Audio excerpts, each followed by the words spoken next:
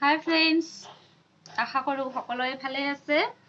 আজি মই লৈ আহিলো মোৰ যেটো প্ৰেগনেন্সি জাৰ্নি মই গৰ্ভৱতী সময়খিনিত মই কেনেকে নিজকে সম্ভালি ৰাখিছিলো 9টা মাহ কিন্তু সম্ভৱ কথা নহয়।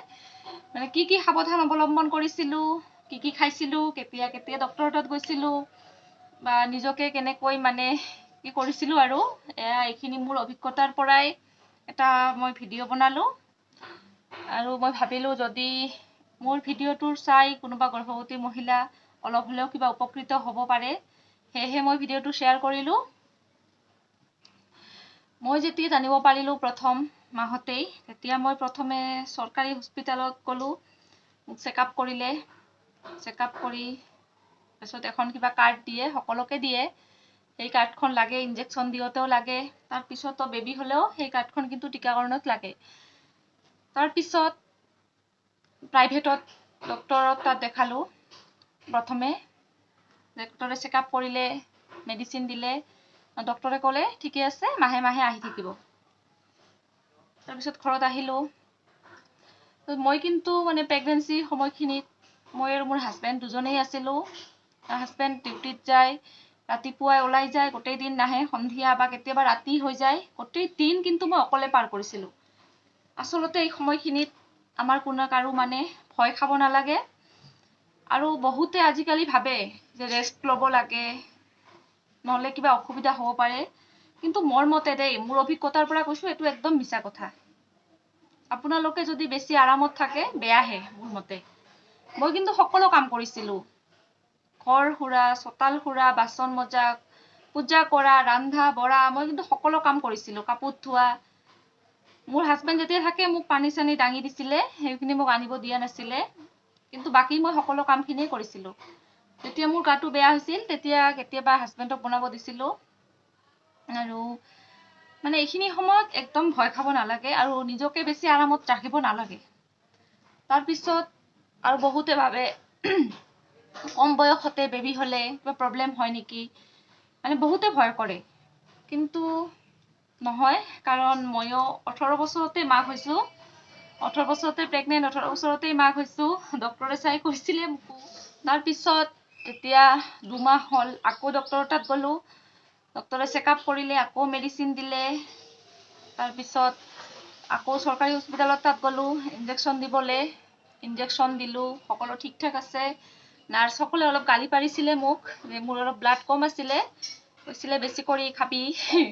তাৰ পিছত মই ঘৰত আহি অলপ খোৱাটো বেছিকে ষ্টাৰ্ট কৰি দিলো, ফল মূল, গাখীৰ চাখীৰ। এনেকে পিছৰবাৰ যেতিয়া চেক কৰিলো, তেতিয়া কৈছে ঠিকে আছে, ব্লাড খিনিও মোৰ ঠিকে আহিছে। তাৰ পিছত কি হ'ল, যেতিয়া 5 মাহ মান হ'ল, মই একদম খাব পৰা নাছিলো। যি খাও তেলৰ গোন্ধ শুনিলেও বমি হয়, কিবা খালেই বমি হয়। অনলি ফল মূলহে খাই আছিলো মই, আম চাম এইবিলাক বেছি খাইছিলো মই, ভাত একদম খাব পৰা নাছিলো। 2 মাহ 3 মাহ মই ভাত খাবই পৰা নাছিলো। তথাপিও একো অসুবিধা তেনেকুৱা হোৱা নাছিল, কাৰণ ভিটামিন চিটামিন খাই আছিলো, ডক্টৰক দেখুৱাই আছিলো ৰেগুলাৰ। 5 মাহত ছনোগ্ৰাফি কৰিব দিছিলে, কৰিছিলো, সকলো পজিটিভ আছিলে, ঠিকেই আছিলে, নৰ্মেল। তাৰ পিছত ডক্টৰে ক'লে ব্লাড টেষ্ট কৰিব লাগিব। তাৰপিছত ব্লাড টেষ্টটো কৰালো, কি ব্লাড গ্ৰুপ সেইটো দেখিলে। বহুত জনে কিন্তু বহুত কথা কয়, এইটো নাখাবা, সেইটো নাখাবা, এইটো খালে বেয়া, সেইটো খালে বেয়া, কিন্তু ডক্টৰক যেতিয়া সুধিলো, ছাৰ কি খোৱা, কিবা খোৱা নাযাব নেকি? ডক্টৰে ক'লে নাই, তেনেকুৱা একো নহয়, সকলো বস্তু খাব পাৰিবা। কিন্তু আমাৰ গাঁৱৰ কিছুমান মানুহে, আগৰ দিনৰ মানুহ বিলাকে কয় এইটো খালে বেয়া, সেইটো খালে বেয়া। অলপ মানিবও লাগে, একেবাৰে নমনাটো বেয়া। ডক্টৰে কিন্তু কয় সকলো খাবলে, তথাপিও অলপ মানাটো ভাল, অলপ বাচি খোৱাটো নিজৰ কাৰণে ভাল। তেনেকুৱা ফ্ৰিজত ঠাণ্ডা বস্তু খাব নালাগে, আইচক্ৰীম চাইচক্ৰীম এইবিলাকতো একদম খাব নালাগে, বেছি অইলি ফুড খাব নালাগে। আজিকালি বহুতে খায়, আইচক্ৰীম চাইচক্ৰীম খাই, লাষ্টত কি হয়, বেবীটো যেতিয়া হয়, বহুতৰ নিমনিয়া হৈ যায়, জ্বৰ হয়, চৰ্দি লাগে। এইবিলাক মাকে ছেফ থাকিব লাগিব। মাকে ছেফ থাকিলে, মাকে বাচি খালে অলপমান বেবীটো সঁচাকে ভালে থাকিব, আপোনাৰ বেবীটো সুস্থ হ'ব। তাৰপিছত এনেকৈয়ে অকলেই আছিলো মই, সকলো কাম কাজ কৰিছিলো, খাব পৰা নাছিলো, তথাপিও যিখিনি পাৰো কৰিছিলো, খাইছিলো। তাৰপিছত লাষ্টৰ ফালে 7-8 মাহৰ পিনে মোৰ মা আহিছিল। এতিয়া মায়ে কৰিছিলে, ময়ো কৰিছিলো মাৰ লগত, মই কিন্তু বহি থকা নাছিলো।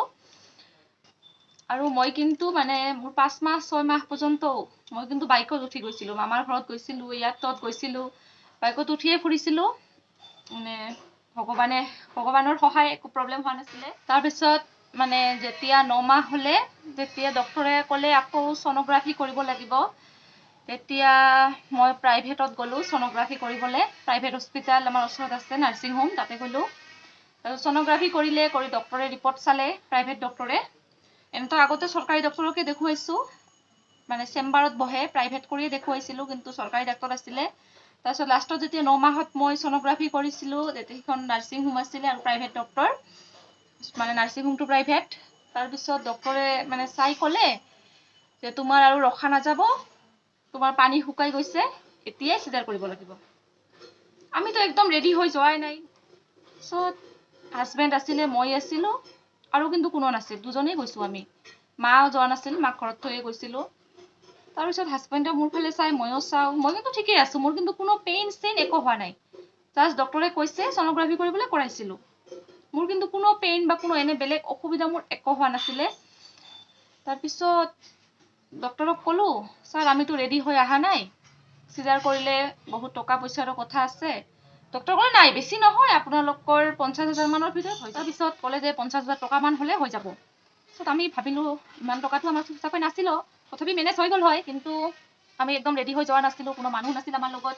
তাৰপিছত আমি ডক্টৰক ক'লোঁ, ছাৰ এতিয়া চিজাৰ কৰিব নালাগে, কাৰণ আমি যিজন ডক্টৰক দেখুৱাইছিলোঁ তেওঁক মই ফোন কৰিলোঁ, মানে হাজবেণ্ডে এইফালে ফোন কৰিছে, ডক্টৰক কৈছে ছাৰ এনেকুৱা মানে আমি ছ'ন'গ্ৰাফি কৰালোঁ প্ৰাইভেটত, এই ডক্টৰজনে কৈছে, মই নামটো নলওঁ, তাৰপিছত ডক্টৰজনে কৈছে যে মানে এতিয়াই চিজাৰ কৰিব লাগিব, পানী শুকাই গৈছে। তেতিয়া ডক্টৰজনে ক'লে ৰিপৰ্টটো লৈ আৰু ৰোগীজনক লৈ মোৰ ওচৰলৈ আহাচোন, মই চাম। তাৰপিছত আমি প্ৰাইভেটত আহি ক'লোঁ, ছাৰ এতিয়া নকৰোঁ, আমাক মানে চৰকাৰী যিজন আমি আগতে হস্পিটেলত দেখুৱাইছিলোঁ ডক্টৰজনক, সেই ডক্টৰজনে ৰিপৰ্টটো চাব খুজিছে আৰু ৰোগীজনক মানে মোৰ ৱাইফক চাব খুজিছে। তো ডক্টৰেতো ক'লে নাই, এনেকৈ লৈ যোৱাটো ঠিক নহ'ব, মানে তাইৰ কাৰণে বেয়া, এনেকুৱা বহুত কিবা কিবি ক'লে। তাৰপিছত মানে বহুত কি কৰি তাৰপিছত আমি তাৰ পৰা ওলাই আহিলোঁ।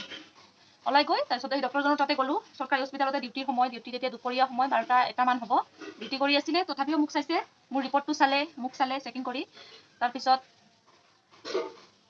ডক্টৰে ক'লে নাই, অলপমানহে পানী শুকাইছে, এইটো কোনো ডাঙৰ কথা নহয়, চিন্তা কৰিব নালাগে, আমি আৰু মানে পানী শুকালেও 3 দিনমান আমি চাব পাৰোঁ, 3 দিন পিছত যদি মানে কোনো পেইন নহয় তেতিয়া আমি চিজাৰ কৰিব লাগিব। তাৰপিছত আমি ক'লোঁ ঠিক আছে তেতিয়াহ'লে ছাৰ।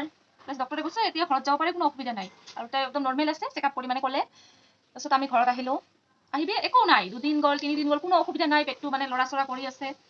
তাৰপিছত যেতিয়া 3 দিনৰ দিন ৰাতিপুৱাৰ পৰাই মোৰ পেইন উঠি গ'ল, আৰু সেইদিনো কিন্তু মই সকলো কাম কৰিছিলোঁ ৰাতিপুৱা উঠি, মানে এদিনো মানে মই গোটেই ঘৰ মুচা মুচি, খালি পূজা দিয়া নাছিলোঁ, পূজা মায়ে দিছিলে, মই লুচি বনাইছিলোঁ, ঘুগনি বনাইছিলোঁ, মোৰ ভিনদেউ আহিছিলে, মই ভিনদেউক খুৱাইছোঁ, আমি সকলোৱে খাইছোঁ। তাৰপিছত মোৰ অলপ পেইন উঠি আছিলে, ভাবিছিলোঁ আজি মানে হ'ব বোধহয়, মা এইফালে ঠাকুৰ মন্দিৰ চন্দিৰবিলাক চব মানে ঠিক কৰি আছে।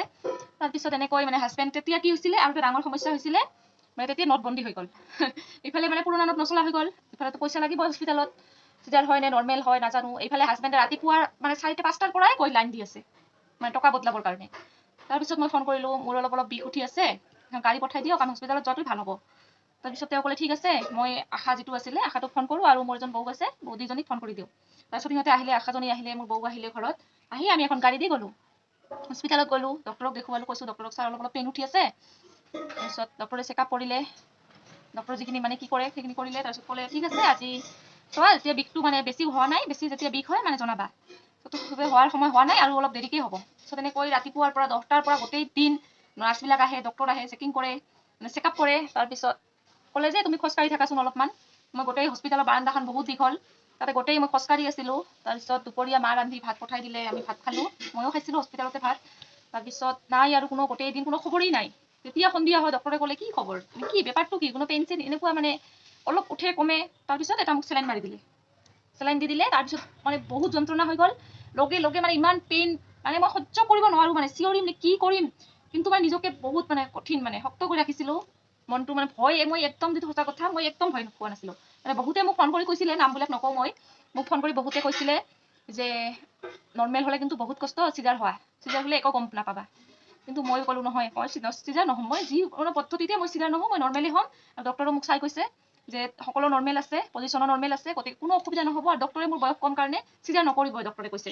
তাৰপিছত এনেকৈ ৱেইট কৰি যেতিয়া চেলাইনটো দিলে পেইন উঠিলে বহুত 1 ঘণ্টাৰ ভিতৰতে মানে বেবী হৈ গ'ল ইফালে বেবী হৈছে ইফালে যন্ত্ৰণা মই আৰু উঠি এনেকৈ চাইছিলোঁ প্ৰথম এতিয়া বয়সো কম মানে মনোজলটোও বহুত বেছি তাৰপিছত তাৰপিছত হস্পিটেলত এনেকৈ ল'ৰা হ'ল তাৰপিছত দেউতাকৰতো বহুত মানে সুখী জঁপিয়াই আছে পুৰা দেউতাক তাৰপিছত এনেকৈ হ'ল আৰু বেবীটো তাৰপিছত সুস্থ হৈ আছে বেবীটোৰো কোনো প্ৰব্লেম হোৱা নাছিলে ওজন 2 কেজি 900 গ্ৰাম হৈছিলে ডক্টৰে চেকআপ কৰিলে কোনো মানে প্ৰব্লেম নাছিলে ভগৱানৰ কৃপাত সকলো ঠিক আছিলে ময়ো ভালে আছিলোঁ তাৰ পিছদিনা ৰিলিজ দি দিলে কাৰণ কোনো মানে অসুবিধা নাছিলে পিছদিনা ৰাতিপুৱাই ঘৰত আহিলোঁ তাৰপিছত এই আৰু মই শ্বেয়াৰ কৰিলোঁ আজি এইখিনি যদি ভিডিঅ'টো ভাল পাই থাকে এটা লাইক কৰিব আৰু মোৰ চেনেলটো ছাবস্ক্ৰাইব কৰি দিব বাই বাই